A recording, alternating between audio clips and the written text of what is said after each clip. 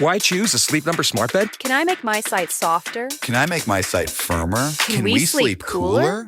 Sleep Number does that. Cools up to 8 times faster and lets you choose your ideal comfort on either side. Your Sleep Number setting. Enjoy personalized comfort for better sleep night after night. It's the final days of our Black Friday sale. Recharge this season with a bundle of cozy, soothing comfort. Now only $17.99 for our C2 mattress and base, plus free premium delivery. Prices higher in Alaska and Hawaii. Check it out at a Sleep Number store or sleepnumber.com today.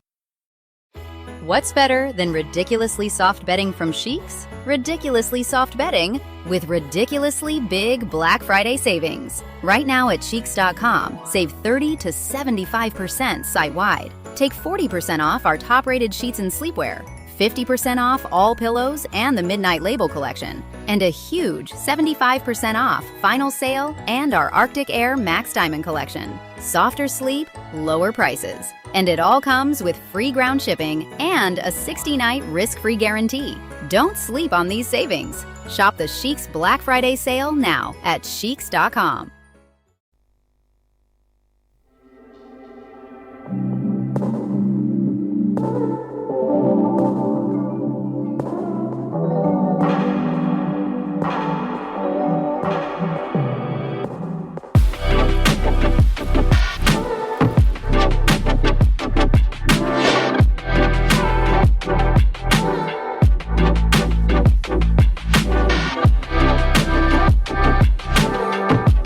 It's Sunday, the 12th of January, and this is Doing the Thing. I'm Nathan Eckersley, and I'm here with It's a Continent's Astrid Medimba. Hey. And Chinny Okata. Hey. As well as Wizard Radio Station's Tamzin Kraftman. Hi. To talk about everything that's been happening in our worlds this week. How are we doing, everyone? Astrid, how are you? Good. Cold. I think everyone's been feeling cold this week, haven't they? It's so honestly cold. the way it's hit. Yeah, very cold. But no, all good. And you, Chinny? Yeah, I would agree with the cold part there as well, to be honest. Yeah. Tamzin? I actually live with someone that is obsessed with central heating, so I'm actually quite warm, which is very, very different. I know it's kind of a privilege, but it's also very confusing to be this warm. Yeah, I can see that. Well, if you are listening on Wizard Radio Station, where we do the thing live every Sunday from 8 p.m. UK time, then you can get involved. You can tweet us or DM us on Twitter and Instagram using the handle @WizRadio. You can text us at no extra cost, only standard network rates apply, and at 07807 183 538. Email us station@wizardradio.com, and all of our contact details can be found on the website at www.wizardradio.com. We would love to hear from you throughout the hour with discussing all sorts of very interesting and fascinating topics. And the one I'd like to start off with is one that's been an issue that's been bubbling on in the background for roughly around a year now, which is the future of TikTok, the very prominent, very controversial social media platform. Because Friday saw opening arguments in the long-awaited US Supreme Court hearing on TikTok's future following a Republican congressman recently departed from the House of Representatives who brought an act of Congress forward that would see the platform banned unless it was sold to an American company. So I'll throw this out. Do we think the Supreme Court should ban TikTok? Chinny, I'll go to you first. Absolutely not. I think that it's strange. It's almost like American jealousy in a way, because they say it has to be sold to an American company, but think of us who have had to go through Facebook, Instagram, Twitter, and whatever it is now. These are all American companies, so it seems to be okay when American companies are, Apple Music, like all these things, Amazon, for example. It's okay when those companies are downloaded in our countries, but when, the table turns and there's actually an app that's really popular that's not American, all of a sudden it's raising eyebrows. So I don't know. I'm not really sure what the premise of this is, to be honest. Well, I mean, I have to say, I'm afraid I have to completely disagree with you. I think TikTok should be banned in the US and around the world. It is nothing more than a danger, a threat. There are so many national security concerns with this, particularly about the parent company, ByteDance. They're very, very close ties to the Chinese government. We've no idea what ByteDance is doing with the data they're accumulating once it gets to Beijing, which is a major, major concern. Tamzin, what do you think?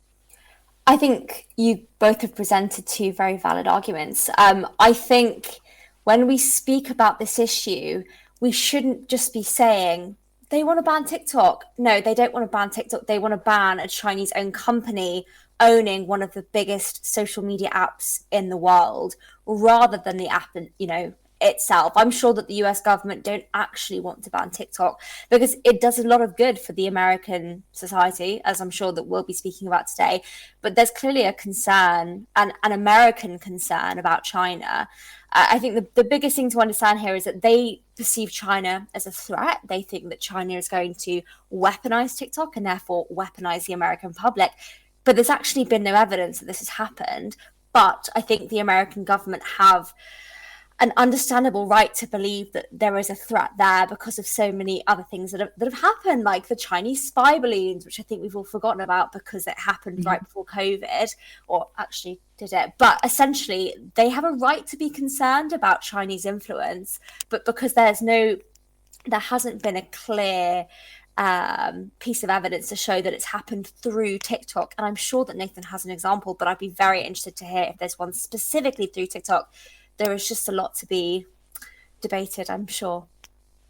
I'm afraid I have to disagree. That I see TikTok as being a huge threat, and the congressman who brought the ban forward, who's he recently retired from the House of Representatives, is a Republican, Mike Gallagher.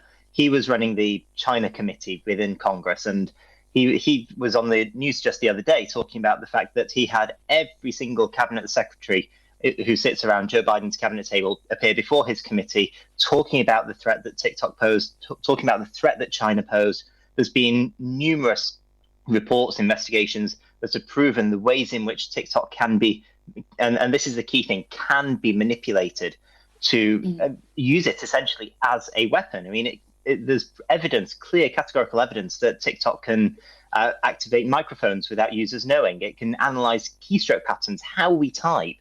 It can even read data on other apps in some cases. So if this is happening to one or two people, then that's not of much use to ByteDance, who are really inextricably linked to the Chinese government.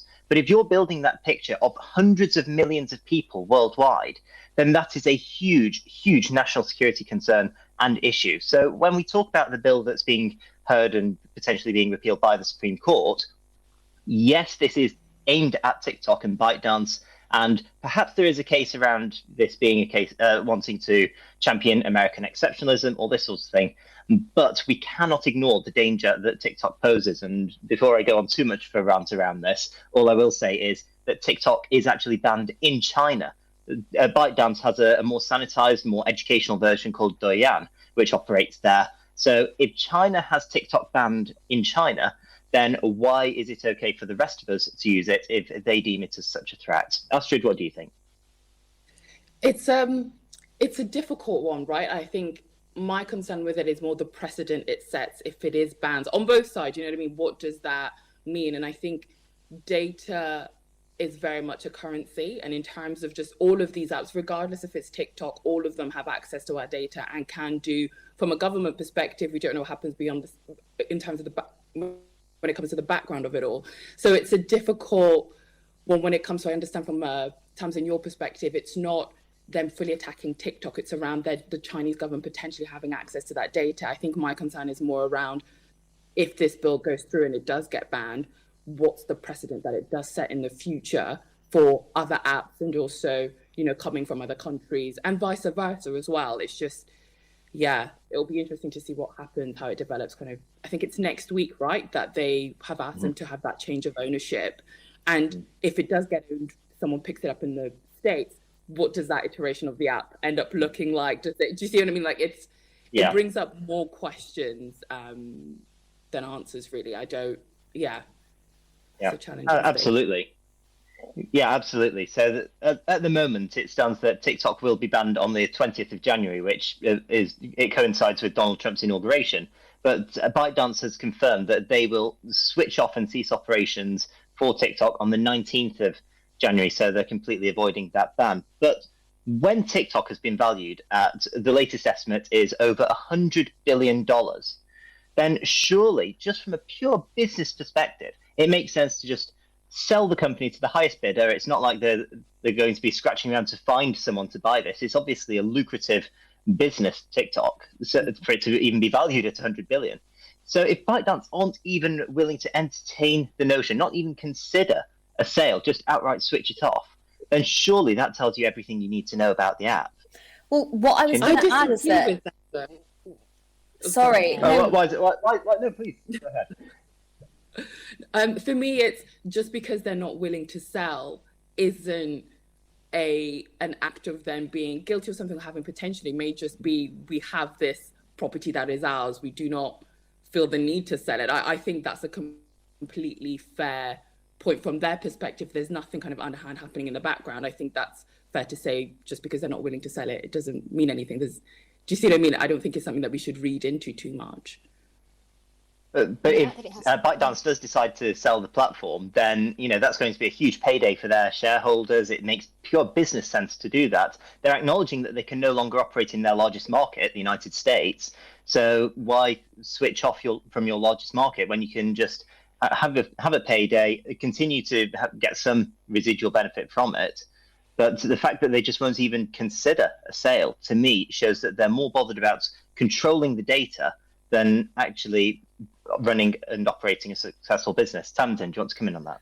I mean, unfortunately, I would love to agree with Astrid. I really do, because it would be great to think, they have this amazing app that has done so well, and they simply don't want to get rid of it. I totally get that. But it does seem like there's an ulterior motive if you don't want to sell on that information, because they have a lot of information about a lot of people, lots of private information that a lot of people will not divulge on any other app. And I'm sure all of you could agree that the way that people use the app is very different to how we've seen Twitter and Instagram and Facebook, where people will just tell their deepest, darkest secrets and give out so much information. So I just think it's interesting that they're very reluctant to get rid of it. And I mean, again, I would love to agree with you, Astrid, and I'd love to think that there's nothing potentially seedy happening. But it does just kind of set off some alarms in my head, really. No, I completely understand that. I think for me, we can't say there cannot be just one view of you're not willing to sell it. That means that equals something dodgy. I think that we have to be able to look at it from both sides. It could also be, for me, either we don't know kind of what their reasoning are, but it could also be that they see the opportunity from it long term. Why would you sell it now versus selling it, I don't know, in 5-10 years time? I think we have to look at it. It is not a black and white situation, right? I think it's worth looking at the complexities of it. And I think that's the point of my argument. Mm-hmm. Yeah, there's definitely a huge set of ramifications that comes with a ban, especially those who've built businesses through the platform as well, those who've gone from relative obscurity to fame and fortune almost overnight as well. So there's obviously clear financial implications for the users of this, and we do have to take that into consideration when discussing TikTok's future. I just think the national security, the data protection concerns are far too grave a concern across the board than just the how individuals have benefited from it overall. Chinny, what do you think? I think the fact that they are saying that if you sell it, it has to be sold to American companies, what is raising alarm bells for me. I do think it's a bit of a wider political issue rather than the data itself, because we have proven evidence about the whole Cambridge Analytica scandal, where we really do see Facebook taking people's data and using that data to affect the political agenda and who gets elected, yet nothing has been done at Meta or Facebook because of that. So for me, I just think it's because the US are upset that they have dominated the tech space for so long, and if it was really a case of just sell it to somebody, but it has to be an American-owned seller, and then who? Do you want it to go to Meta after everything that's going on with them? Do you want it to go to X? Who is even best placed to purchase this data? I mean, the Meta part of things is interesting because obviously if it's being sold to Meta, then the monopoly of social media companies in the world is minuscule. It's terrifying, especially with the lack of kind of changes made with Cambridge Analytica. It's not a very comfortable place to be in. I totally agree. Yeah, definitely. I mean, there is certainly a question to be raised about why it had to be an American company. My guess is that it was a Republican congressman in a deep red state who's brought this bill forward, who, just wants to kind of make a point with this. But, because this is one of the few bills that's actually made it into law, that, crossed Joe Biden's desk, signed into law, there's obviously bipartisan consent on this, which, in today's America is a very rare thing to find. So, there has to be some sense of unity on this. There's this idea that, both sides of the aisle agree on the dangers of TikTok, and indeed other apps similar. So, that is why it's passed both the House of Representatives and the Senate. And in terms of a sale, at the moment, the only credible buyer that's come forward is one of the sharks on Shark Tank, the US equivalent of Dragon's Den, who's brought together a load of other multimillionaires and billionaires, and they're offering, I think, 20 billion last time I saw it. So who knows? Maybe TikTok would sell at the last minute at a discounted rate. Maybe that is the way in which they stay operating in the US. I don't know if the Supreme Court does decide to ban this. Astrid, your thoughts? No, I think it's just a wait and see with it, to be honest. I think it's so... We've not been in this space before, and I think looking at, the Twitter to sort of X and how that's kind of now developed, looking at Meta recently and what they announced, I just think this whole social media space and landscape has changing and keeps changing. And I think we are trying, and governments are trying to find a way to make sure that things like data are protected. So, and it's challenging. It's challenging. Yeah, absolutely. It certainly does raise all sorts of questions about the future of social media, and also if the platform does get banned in the US, would others follow suit? The European Parliament often follows things that Congress does. If the European Parliament does it, what happens in the 27 other EU countries? What do we do in the UK? Again, Australia, New Zealand. There's all sorts of wider international effects with this, and I'm sure we will find out what happens next week on that when we hear from the Supreme Court. But stay with us. We're going to go to a quick break. But when we come back, we're going to be looking at the UK government's announcement to cap the price of concert resale tickets in a bid to clamp down on touts. You won't want to miss it. So stick with us. We'll be back after this. You are listening to Doing the Thing on Wizard Radio. I'm Tamzin, and I'm here with Nathan, Chinny and Astrid. And today we have been talking all about the TikTok US Supreme Court ruling. But now we are changing the conversation, and we are going to be moving on to ticket touting. This might be something that you heard during the Oasis ticket scandal, or maybe it was during your attempt to get Taylor Swift Eras Tour tickets. But essentially, in the last few days, the government has announced a plan to cap the price of concert resale tickets in order to stop touts. So they'll be capping tickets up to 30% of their original price. If you remember, with this Oasis and actually any kind of big concert that we've been seeing in the last few months, tickets have been skyrocketing to 10 times the value to even more. So will this actually make a big difference? And I guess our first point is, do you actually support the rules on capping ticket resale prices? Chinny, we will start with you. What do you think? I think it's fair enough, actually. There's been a lot of stories, particularly quite recently, as you said, with Oasis, and I know that ticket scalpers have been going on for quite some time, but it was getting a little bit ridiculous, to be honest, especially if you're taking away the tickets from those who actually would really want to go to the concert. And, there's so many hoops now when you buy tickets online, saying prove you're not a bot, because not only are you racing against the bots, but you're also racing against the scalpers, some of whom are actually using the computer to buy the tickets themselves. So I think it really just means that you'll have the tickets in the right hands. And most of all, then the atmosphere will be much better as well, because people, the genuine people who really want to be there. So I think it's a good measure, and I think yeah, perhaps other countries might look towards us and want the same for their own countries. Well, I know that in France they have these kind of more extensive ticket touting measures that we could be seeing, and clearly they are effective. There were no concerns with the Eras Tour. People were not paying £700 or euros for a ticket. But I think there's also a lot to be said about ticket scalping education. I think a lot of people know now that they shouldn't buy a ticket off of the street. I think we know in 2025 that's not the way to go. But there are still some websites out there. I don't know if I can name said websites. They begin with a V and it exists, and it is a ticket scalping website that is perfectly legal, and it is selling tickets for so much money. They're even selling tickets for free events for about £100 to £200 I saw last year. So they're not good, they're still legal. But do you think that these laws would be able to capture and remove some of these scams that the public are still falling for? Nathan, what do you think?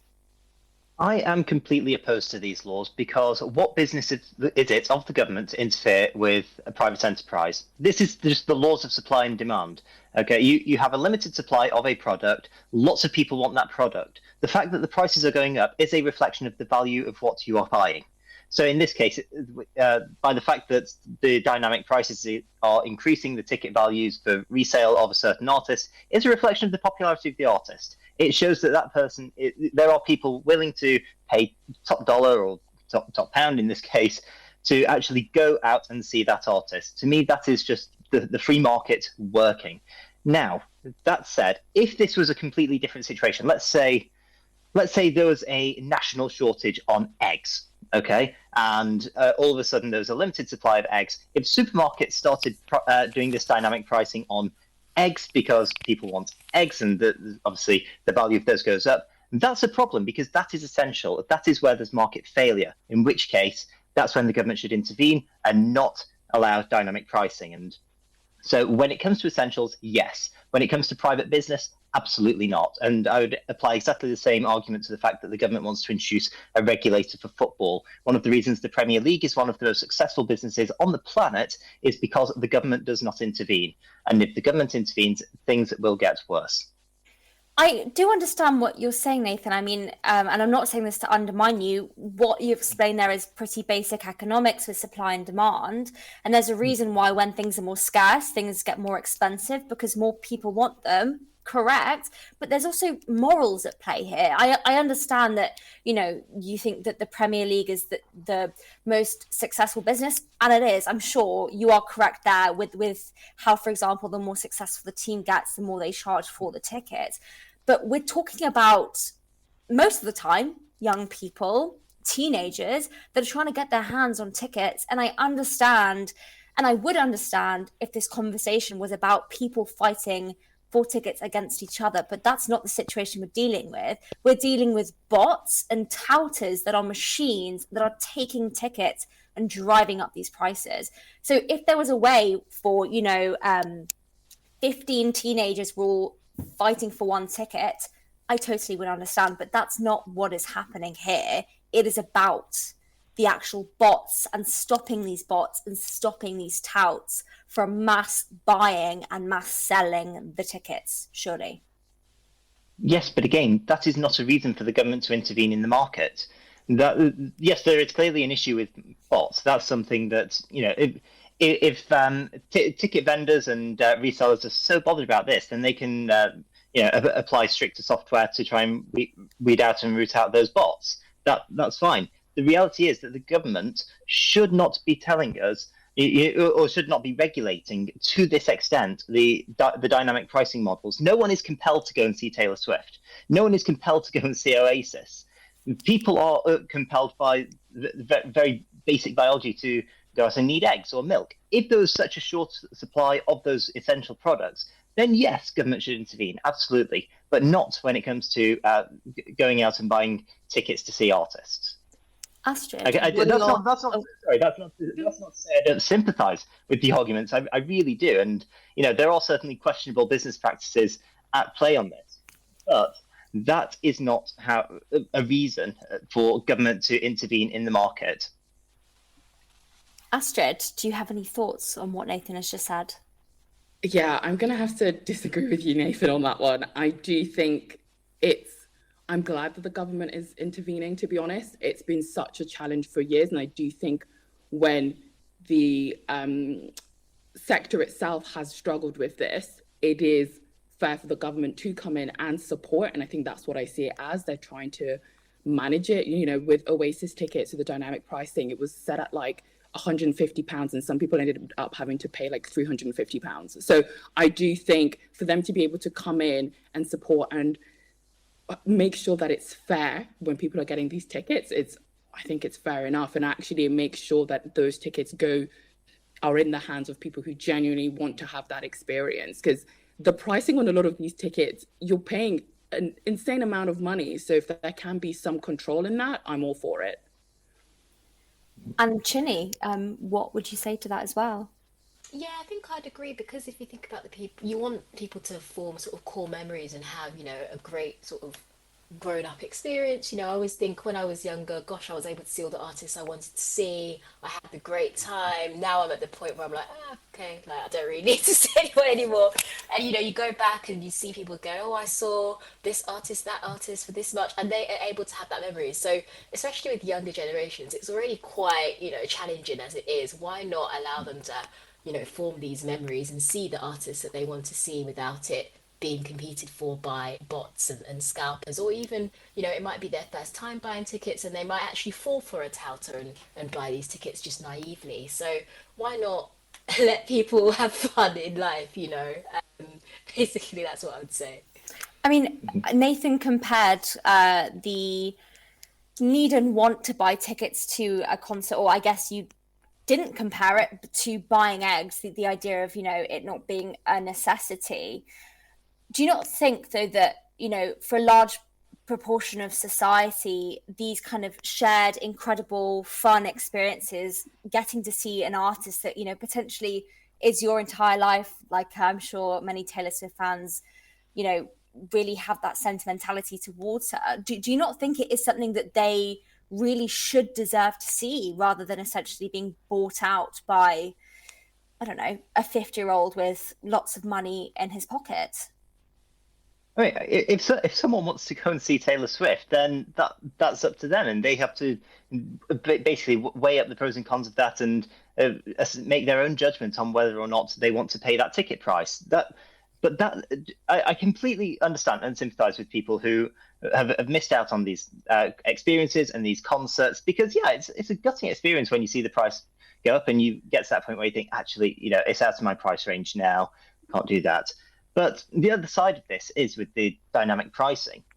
It is a reflection on the value of the artist. It is a reflection on the popularity of the artist. And, obviously, the more the price goes up, the more people want to see that artist.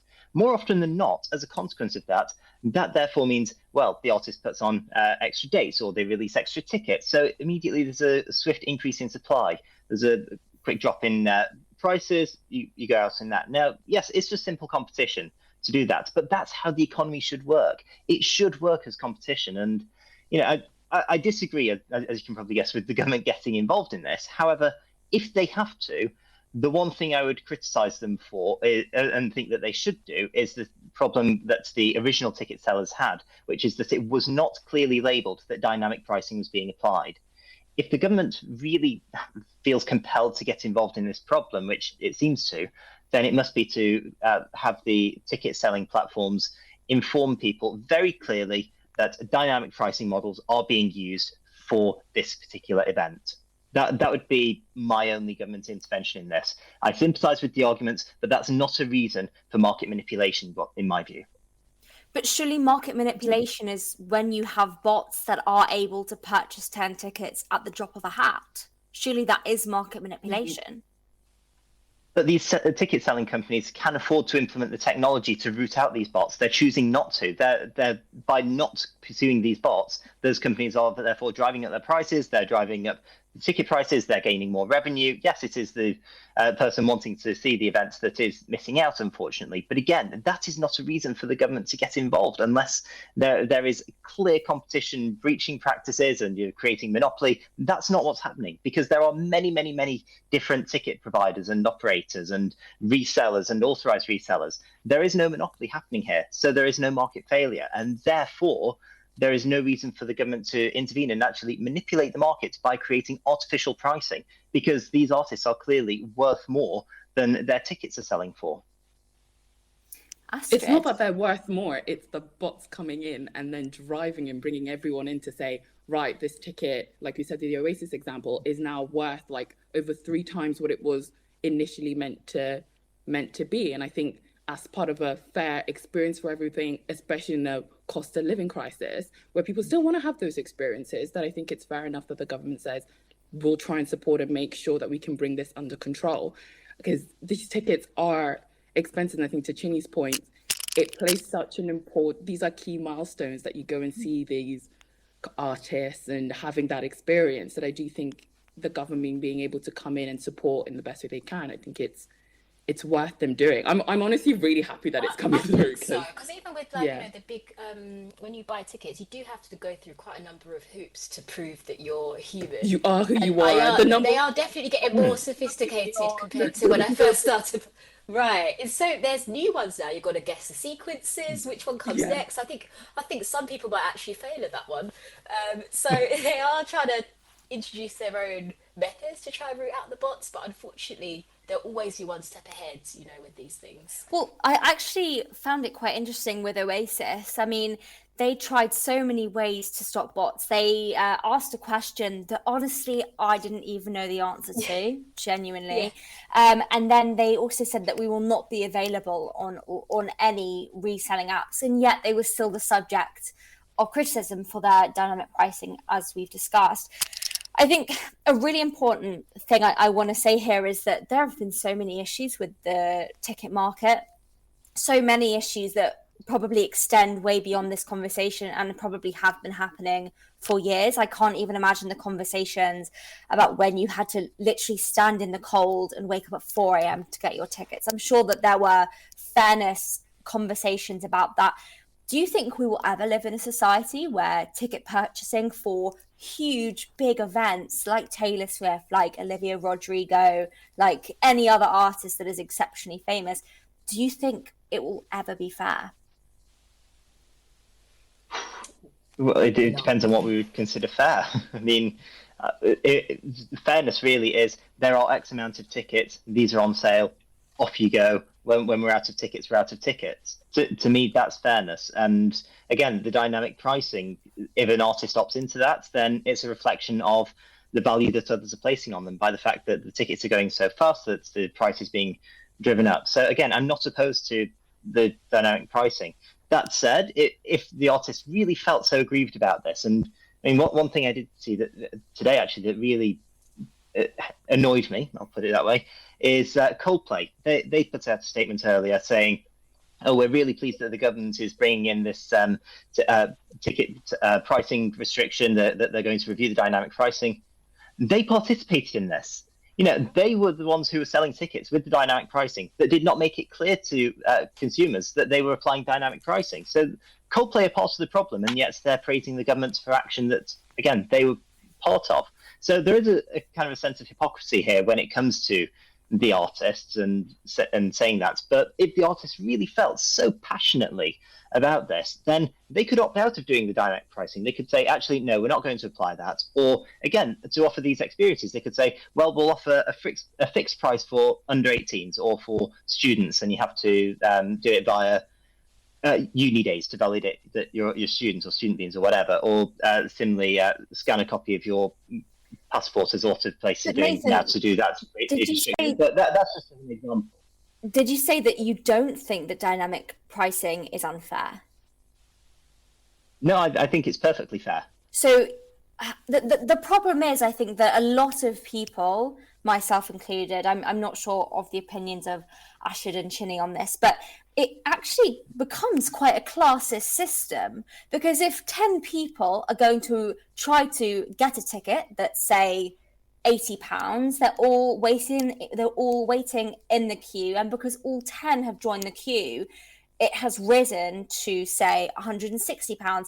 That then rules out, say, 3 of the people who can't afford that money. It then goes on to the next because more people have joined the queue. It then raises to £200, and all you're left with going to the concert are the people that can afford this insanely priced ticket. I don't know what about that is fair. What's fair is that people are paying the market price for something. No one is compelled to go and see Olivia Rodrigo. No one is compelled that they have to go and see Oasis in concert. If you really feel so passionately that you want to go and see them, and that is the ticket price, then you pay that. Now, if I were in that position and I'd seen the price go up and so much, I'd probably think, oh, do you know what? I'll not bother in that case. So I fully sympathise with the argument. I understand why people want this. I just don't think it's a necessary reason for the government to intervene in the economy and in the market in this way. I mean, it's of course okay to have your own opinion, but it's also very clear that you've never wanted to see an artist that badly. That bad. I was going to say, understand the feeling. I don't know if you went to Beyonce's Renaissance tour, but if you win, you'd be like, no way, because I also managed to get tickets to the Era Tour. Both of those were incredible, and this coming through is, for me, amazing. I definitely agree with you, Tamzin. It helps to make things fairer, and there is an element of classism to it, because then it becomes those who can afford to pay these crazy prices. You see tickets at plus £1,000. Those are the only people who are then showing up, but they're not your dedicated fans who are there from day one. And I think to your point around artists, I do feel like it is obviously an element of them increasing the impact of like tours, but we did see with like Beyonce releasing sort of the movie after her tour, and Taylor did the same thing. I think it helps to also make sure that it captures even more of their audience. But I do think this coming through is a game changer for us in terms of making sure that we can control these prices and what you pay for. Because if you think about it, you're looking about artists having a concert way ahead of time. You have a rough idea of what it'll cost you. You save up to get to that point, to then get to the point where you're able to put your card details and sign up, and for it to say, no, not going through, it's now 3 times. That's just not fair. That's not right. And I'm just excited for it to come through. I mean, I do want to make very, very clear that I understand your point about, reflecting the market value, Nathan. I really, really do. But I think when you are someone that truly, truly deeply loves an artist, I can only really talk about my passion, say, for example, for Stevie Wonder. If I found out that he was doing a tour, I would scrimp and save and do anything to make sure I could get a ticket. And if I got to the front of the queue and I found out that it was way beyond my budget, I would be so totally and utterly devastated. Sorry, question. Sorry, can I just ask a quick question? Favorite Stevie song? I'd have to. I need to know. It's actually Summer Soft, which is a bit of a not very popular one, but I love it. I love it. Nice. I just had to know. Nathan, please carry on. Yeah, no, I just to point out, I really do understand the point of perspective, the point of view you're all coming from on this. I really do. Like, I enjoy going to concerts as well, and I've had some great nights at concerts. But that still doesn't mean that the government, in my view, the government has to intervene on this. If it was for essential products where there was a shortage, then yes, absolutely, bring in pricing restrictions and caps.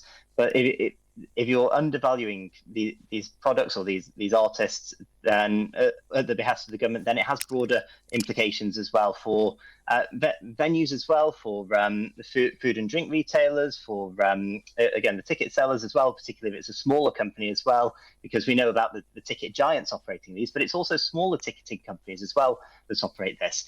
If these artists were really so truly bothered about this that they thought it was an abhorrent practice that they wanted nothing to do with, they would opt out of it, but they aren't doing. The artists are choosing to engage with this as well. So if anything, the artists are just as much of a problem as the retailers, in my view, if we're seeing this as a problem. Well, I just want to say thank you for everybody sharing their opinion. I know it got a bit heated, but we're going to be back with more chats, actually, about what is happening on our TV. So stay tuned, and we'll be back after this. Welcome back to Doing the Thing. We've been speaking about TikTok bans in the US, we've been speaking about ticket touting and dynamic pricing, and now for something completely different, reality television. Because it's that time of the year when many of our favourite programmes start to come back, or depending on your perspective, some of these reality programmes come back on our screens. We've got Love Island All-Stars coming, it's Dancing on Ice again in its latest revival, and it seems to be reality TV season at the moment. And it's got me wondering, would any of you ever do reality television? Tamzin?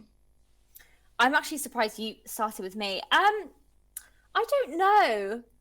I mean, I like to watch it sometimes because I love a gossip, and I feel like watching reality TV is just like gossiping, but through the TV.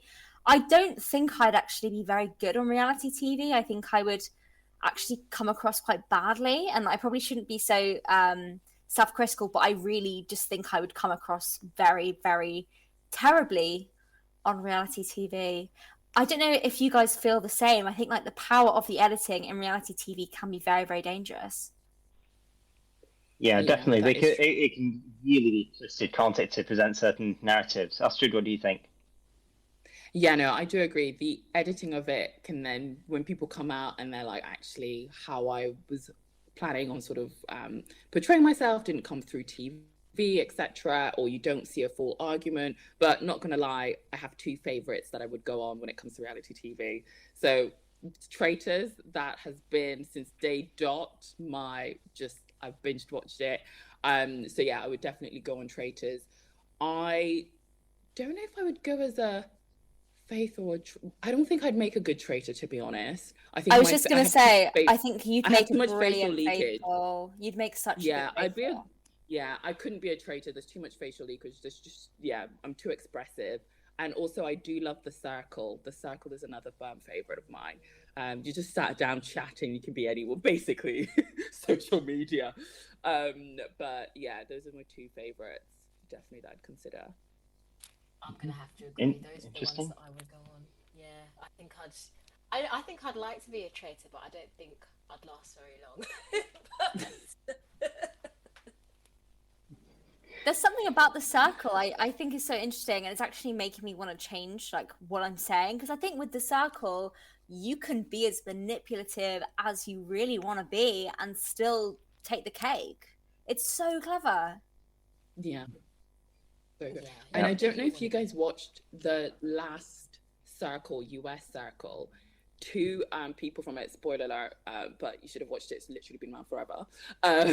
But ended up getting engaged recently. They met through The Circle. They were talking. They were both themselves and stuff. They met and they were like, oh, I'm interested in stuff. And actually ended up, they're like engaged. I'm like, I love this. I don't know. I think my inner optimist is like, you never know. Anything can happen. So yeah, love The Circle. At least it wasn't the other way around, and that one of them was pretending to be who they were. Imagine. So I'm glad it worked out for them. I guess that's actually touching on an interesting problem that we have with reality TV. Yes, it is supposed to be a view into real life and putting people into certain situations, but do you think it's got to a point now where there's so many different types of reality TV program and people trying to make a name for themselves that almost it's gone away from its original mission and people are just trying to present certain personas and personalities rather than who they really are, which is the crux of what reality television is supposed to be?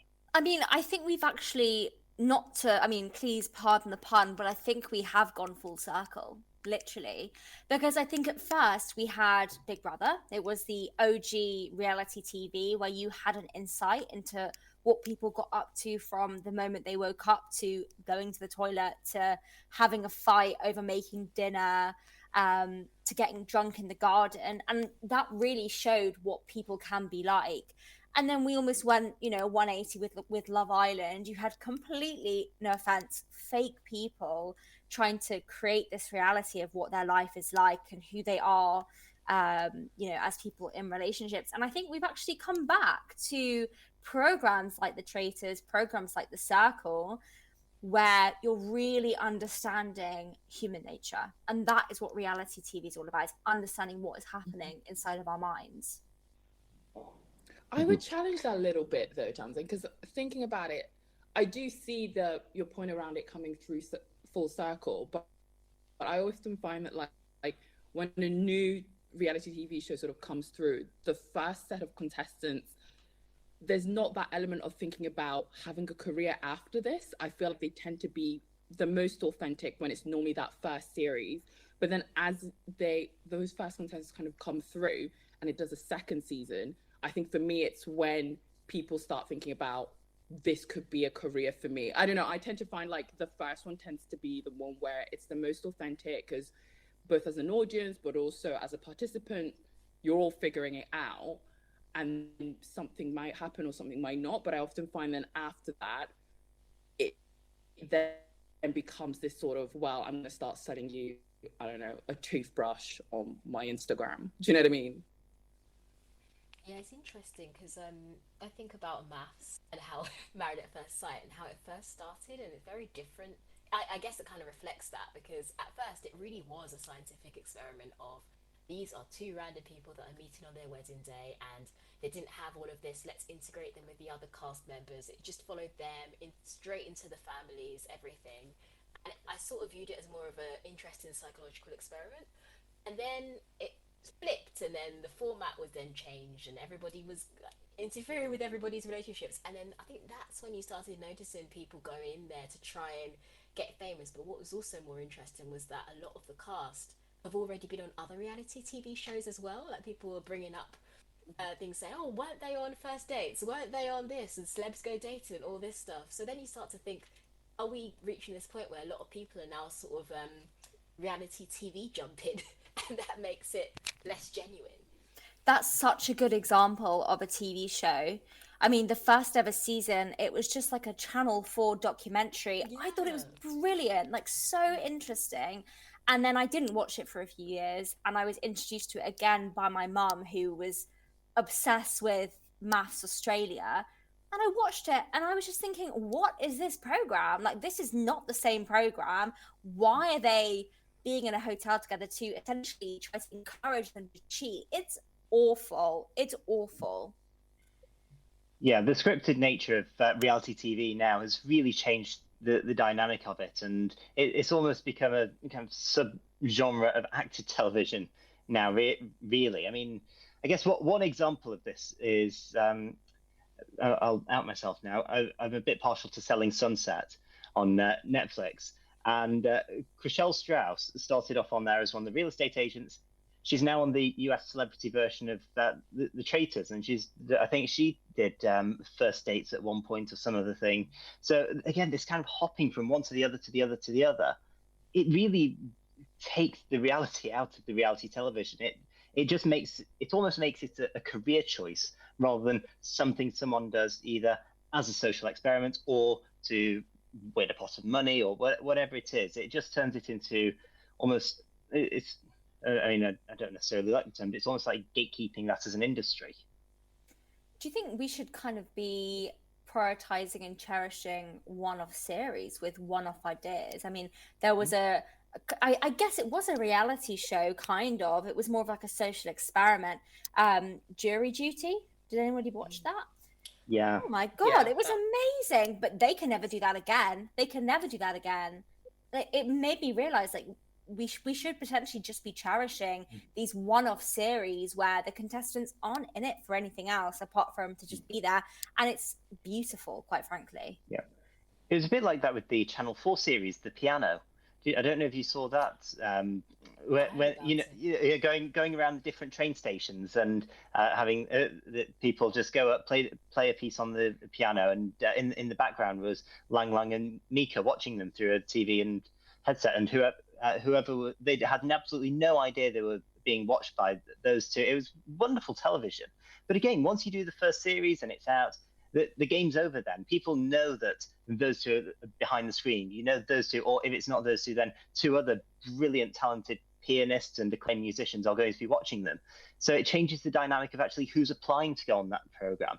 At first, it was just amateur pianists who do it either out of a love of music or because it's a hobby they've taken up. All of a sudden, you're getting, well, actually, I'm studying at one of the country's most prestigious music schools. And whilst that's not to say there's no place for that, again, it starts to limit and restrict the amount of people, especially those who are relatively new to playing that instrument, who might not have as much confidence as someone who's doing it as, oh, I'm going on TV and playing the piano and that's that. So I agree, actually. I think there is a case of just doing these as one-off standalone TV set pieces. What reality show would you go on, Nathan? Oh, goodness. I think if there was a non-celebrity version of it, I'd do Strictly Come Dancing. It's a great way to learn skills and get you very fit very quickly. I did not expect that. That's great. I'm a man of mystery. What can I say? Yep. Wow. Yep. There it is. Although one that I haven't. I think you get to careful there, haven't I? Come back and you mentioned. Yeah, you've thrown us all. Astrid, sorry, what were you saying? No, I was saying one that I not watched since it's come back is Dancing on Ice. I used to really love it initially, and I don't know if you guys remember, but like it was always like Dancing on Ice on like a Sunday, and then you'd have Wild at Heart. I don't know if anyone remembers that show, but when it's come back, I've just been like, I'm not sure. I don't know how you guys have found it since it's been revamped. Yeah, I've not watched it too much, but it doesn't seem to have the same appeal as it did originally. But I am afraid I'm going to have to close the conversation there after that shocking revelation that I would do Strictly. That is, I'm afraid, all the time we have for doing the thing today. Thank you very much to Astrid, Chinny, and Tamzin. Where can our listeners find you? I'll go in the order I see you. I'll start with Astrid.